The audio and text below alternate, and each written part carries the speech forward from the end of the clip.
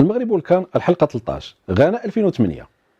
بدا محمد فخير مشوار التصفيات المؤهله الى كاس افريقيا 2008 وتاهل المنتخب واحد المجموعه اللي كان فيها 3 منتخبات فقط: المغرب، زيمبابوي ومالاوي.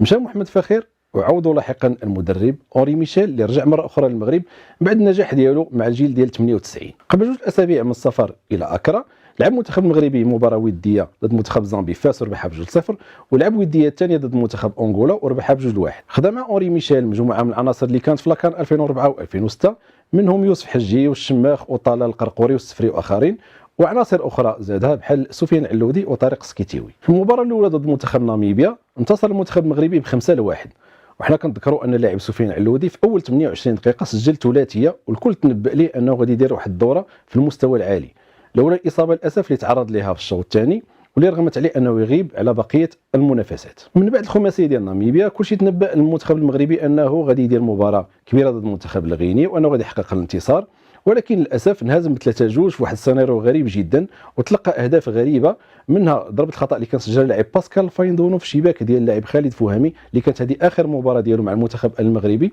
في المشوار ديال لاكان، لان المباراه الثالثه كان عوضو الحارس نادر المياغري. توجد انتقادات كبيره للحارس خالد فهمي وكذلك المهاجم بوشعيب المباركي اللي كان ضيع واحد ضربه خطا على مشارف مربع العمليات، وكانت هي اخر فرصه قبل صافره ديال النهايه، وكان سدد الكره عاليا خارج الاطار. الاجواء داخل مقر اقامه المنتخب المغربي في العاصمه الغنيه اكرا ولات متوتره بزاف، والعلاقه ما بين اوري ميشيل مجموعه من اللاعبين اللي كيشكلوا الثوابت الرئاسيه ديال المنتخب المغربي ولات سيئه، خاصه مع اللاعب طلال القرقوري اللي لاحقا غادي يعلن الاعتزال ديالو. دار اوري ميشيل مجموعه من التغييرات على التشكيله ديال المنتخب الوطني المغربي، ابرزها انه حيد الحارس خالد فهمي ودخل بلاصتو نادر المياغري، ولكن انهزم مع المنتخب الغاني اللي هو صاحب الارض والجمهور ب2-0، ومره اخرى خرجنا من الدور الاول برصيد 3 نقاط فقط. مباشره بعد النهايه ديال ماجير غانا اعلن طلال القرقوري الاعتزال ديالو دوليا، واللاعب مباركي خرج بتصريحات هاجم فيها المدرب اوري ميشيل، قال بانه ما كيحميش اللاعبين ديالهم وانه كيحملهم مسؤوليه ديال الخساره وما كيتحملش مسؤوليته هو. في المغرب كان الجو محتقن بزاف، وصل الامر حتى لقبه البرلمان، وتم انتقاد المشاركه المغربيه في الدوره ديال غانا 2008،